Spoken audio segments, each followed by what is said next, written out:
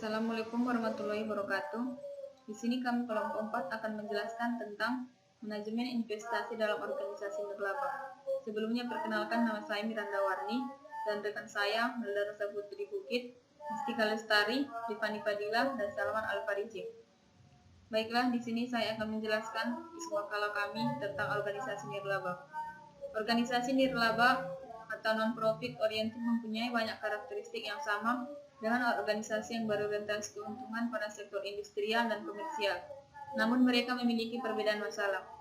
Ketiadaan motif keuntungan dan ukuran keuntungan adalah rintangan yang mengejutkan bagi sistem penilaian prestasi yang organisasi nirlaba dinilai dengan seberapa besar sumbangan yang diberikan untuk kesejahteraan komunitas atau kepentingan yang mereka layani. Kemudian, perencanaan finansial. Perencanaan finansial ini merupakan suatu upaya untuk menganggarkan besaran biaya yang dikeluarkan oleh organisasi dan disesuaikan dengan besaran aset yang dimiliki organisasi. Perencanaan finansial ini meliputi beberapa kegiatan, seperti yang pertama ada penilaian keadaan finansial, yang kedua menetapkan tujuan investasi, yang ketiga penyusunan anggaran atau budget, yang keempat tujuan dan rencana investasi, yang kelima kuantifikasi tujuan investasi, dan yang keenam ada program investasi. Sekian penjelasan dari saya. Selanjutnya akan dijelaskan oleh rekan saya, Salman Al-Fariji. Baiklah, saya Salman Al-Fariji ingin menambahkan pembahasan dari teman saya sebelumnya. Penilaian keadaan finansial. Penilaian keadaan finansial ini sangat penting dilakukan untuk mengetahui besaran aset yang dilihat melalui dua laporan utama, yaitu pertama laporan posisi keuangan atau neraca, yang menunjukkan banyaknya kekayaan organisasi, dan laporan tahunan sebagai suatu kegiatan finansial dalam satu periode tertentu yang memiliki tiga unsur utama, yaitu penghasilan, biaya, dan sumbangan.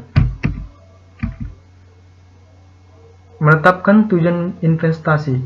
Tujuan investasi ini dapat dikelompokkan dalam tujuan jangka pendek dan tujuan jangka panjang, sesuai dengan tujuan organisasi dalam melakukan investasi. Penyusunan anggaran atau budget.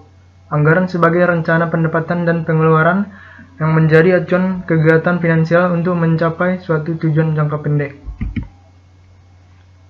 Ada juga tujuan dan rencana investasi. Suatu organisasi wajib mengetahui tujuan dan rencana berkelanjutan terhadap investasi yang akan dilakukan. Hal ini dilihat dari beberapa faktor seperti faktor hasil, faktor tingkatan risiko, dan faktor pajak. Investasi dilakukan sebagai upaya untuk menjaga kemampuan dalam memenuhi kebutuhan organisasi, terlebih apabila terjadi hal yang tidak diperkirakan sebelumnya. Kuantifikasi tujuan investasi.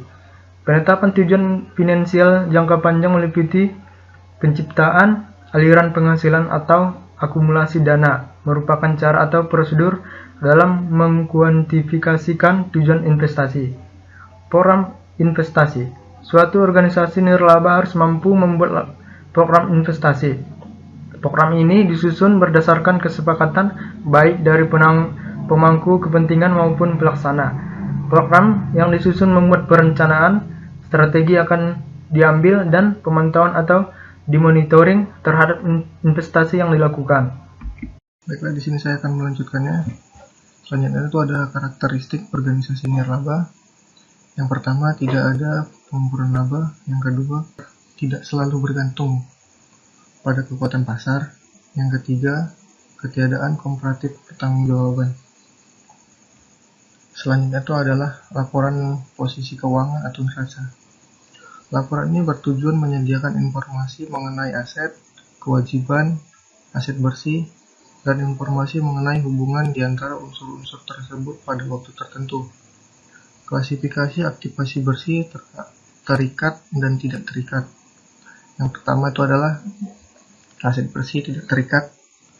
Aset bersih jenis ini umumnya meliputi pendapatan dari jasa, penjualan barang, sumbangan, dan dividen atau hasil investasi, dikurangi beban untuk memperoleh pendapatan tersebut. 2. Aset bersih terikat temporer. Contohnya, pembatasan temporer ini bisa berlaku terhadap sumbangan berupa aktivitas operasi tertentu investasi jangka waktu tertentu, penggunaan selama periode tertentu di masa depan, pemerolehan aset tetap. Yang ketiga, aset bersih terikat permanen. Pembatasan aset ini dilakukan terhadap dua hal. Yang pertama, aset bersih seperti tanah atau karya seni disumbangkan untuk tujuan tertentu, untuk dirawat dan tidak untuk dijual. Yang kedua, aset ini disumbangkan untuk investasi untuk mendapatkan pendapatan secara permanen. Baiklah, selanjutnya akan dilanjutkan oleh teman saya.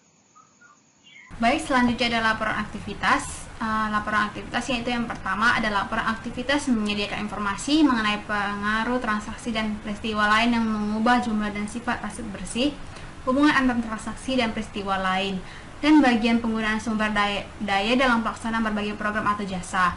Yang kedua ada perubahan aset bersih dalam laporan aktivitas biasanya melibatkan 4 jenis transaksi, yaitu pertama ada pendapatan, kedua ada beban, ketiga ada gas and loss, dan keempat adalah reklasifikasi aset bersih. Seluruh perubahan aset bersih ini nantinya akan tercermin pada nilai akhir aset bersih yang disajikan dalam laporan posisi keuangan.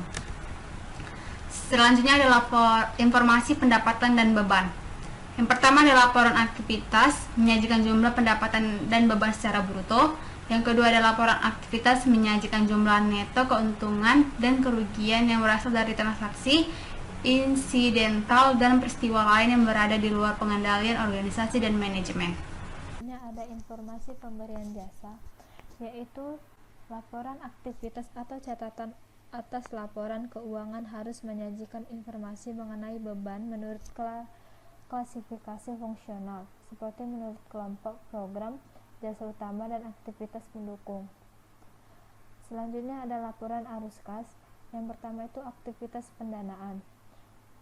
Nah, dari situ penerimaan kas dari penyumbang yang penggunaannya dibatasi untuk jangka panjang, penerimaan kas dari sumbangan dan penghasilan investasi yang penggunaannya dibatasi oleh pemrolehan, pembangunan pemeliharaan aktivitas tetap atau peningkatan dana abadi. Nah, selanjutnya bunga dan dividen yang dibatasi penggunaannya untuk jangka panjang. Yang kedua ada pengungkapan informasi mengenai aktivitas investasi dan pendanaan dan kesumbangan berupa bangunan atau aktivitas investasi. Sekianlah hasil presentasi dari kami. Jika ada salah kata atau salah pengucapan, kami mohon minta maaf. Assalamualaikum warahmatullahi wabarakatuh. Salam sejahtera bagi kita semua. Terima kasih.